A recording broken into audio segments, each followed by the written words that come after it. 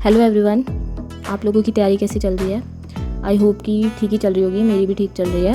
तो मेरी दिन की शुरुआत होती है न्यूज़पेपर के साथ। न्यूज़पेपर में एक अच्छा आर्टिकल आया था इंडिया यूएसए रिलेशन को लेकर, जिसमें आप देख रहे होंगे बहुत दिनों से न्यूज़ पे है कि यूएसए हर देश पे टैरिफ लगा रहा है और हमारे वहाँ भी लगाया उन्होंने। एल्यूमिनियम और स्टील पे लगाया था। इससे पहले भी जब वो 18 में प्रेसिडेंट थे तब भी उन्होंने लगाया था और अब भी लगाया। तो इसी पे एक बहुत अच्छा सा आर्टिकल आया था। द हिंदू पढ़ने के बाद अगर मैं हिंदी का न्यूज़पेपर भी एक बार देख लेती हूँ अगर कोई अच्छा आर्टिकल आया हो। न्यूज़पेपर फिनिश करने के बाद मैं ऑप्शनल पढ़ने बैठ गई थी, क्योंकि क्या हो रहा था, मैं 2-3 दिन से जब से मैंने ऑप्शनल स्टार्ट करा है तो मैंने ऑप्शनल वाला स्लॉट शाम के टाइम पे रखा है, लेकिन तब तक मैं बहुत थक जाती हूँ तो मैं अच्छे से पढ़ नहीं पाती हूँ। इसलिए मैंने डिसाइड किया कि ऑप्शनल का जैसे रोल इतना ज़्यादा होता है तो ऑप्शनल मैं सुबह पढ़ूँगी, क्योंकि सुबह हम पे एनर्जी भी अच्छी होती है। ऑप्शनल पढ़ने के दौरान ही मैंने सबसे पहले जो टॉपर्स थे 2022-23 के हिंदी साहित्य वाले जानते भी होंगे, रवि सिहा, तो उनकी कॉपी निकाल ली थी ऑप्शनल की। और सबसे बढ़िया चीज़ ये रही कि जो टॉपिक मैं पढ़ी थी उसी टॉपिक पर एक क्वेश्चन आंसर मिल गया था मुझे। तो मैं ये देख रही थी, क्योंकि कोचिंग की जो नोट्स हमें मिलता है उसमें तो बहुत ज़्यादा कंटेंट होता है, हम उतना याद भी नहीं कर सकते हैं और उतनी ज़रूरत भी नहीं होती है। हम समझने के लिए पढ़ सकते हैं, लेकिन एट लास्ट हमें कम नोट्स बनाने होते हैं कि हम वहाँ जितना टाइम मिलता है उतने टाइम पे हम कितना लिख सकते हैं, ये इंपॉर्टेंट होता है। तो मैंने उनकी कॉपी से ये सीखा कि मुझे कितना पढ़ना है। पढ़ने के साथ ही मैंने थोड़े रफ़ नोट्स बनाने की कोशिश करी थी। अभी तो मैं फेयर नोट्स बना नहीं रही हूँ, 1-2 महीने बाद ही जब मैं थोड़ा सा रीड कर लूँगी उसके बाद बनाऊँगी।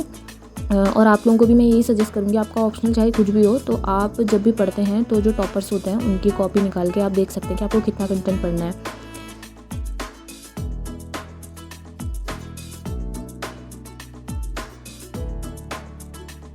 फिर हिंदी फिनिश होने के बाद मैंने थोड़ा रेस्ट लिया और उसके बाद आज यूपीएससी का प्रीलिम्स भी था 2025 का।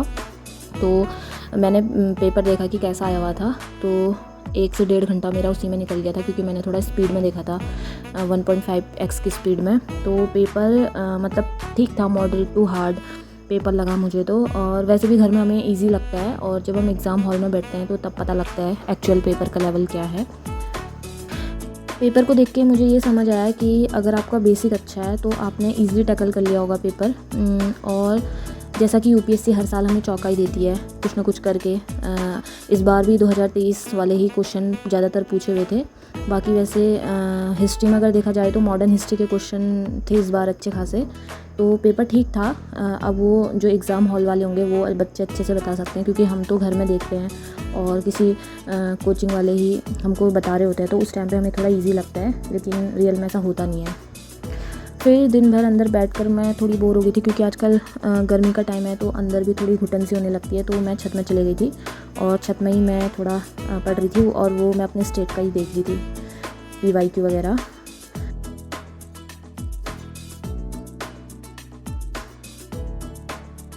रूम पे आने के बाद फिर मैं बैठ गई थी ज्योग्राफी पढ़ने।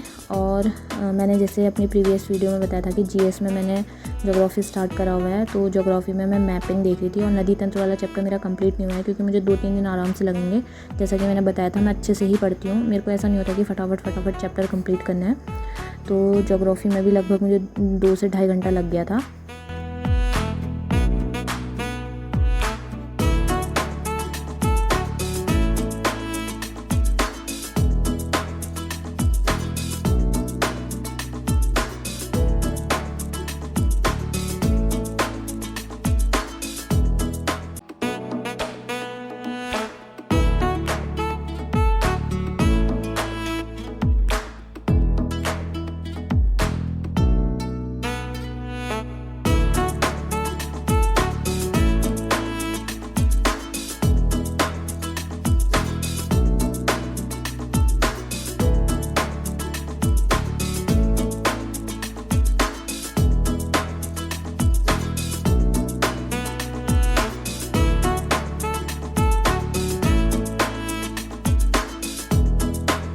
साथ ही मैं GS 1 का पेपर देख रही थी, PYQ 2024 का देख रही थी कि ज्योग्राफी के क्वेश्चन कैसे कैसे आए हैं मेंस में। तो साथ में मैंने नोट भी कर लिए थे क्वेश्चन, क्योंकि बार बार सर्च करना पेपर, इससे अच्छा सारे जितने भी क्वेश्चन हैं जैसे ज्योग्राफी के 22, 23, 24, 21 के, तो वो सारे एक साथ लिख लो और बार बार देखते रहो। जब आप पढ़ते रहो तो आपको याद रहता है कि कौन से क्वेश्चन आए हैं, कौन सी थीम इम्पोर्टेंट है। तो बस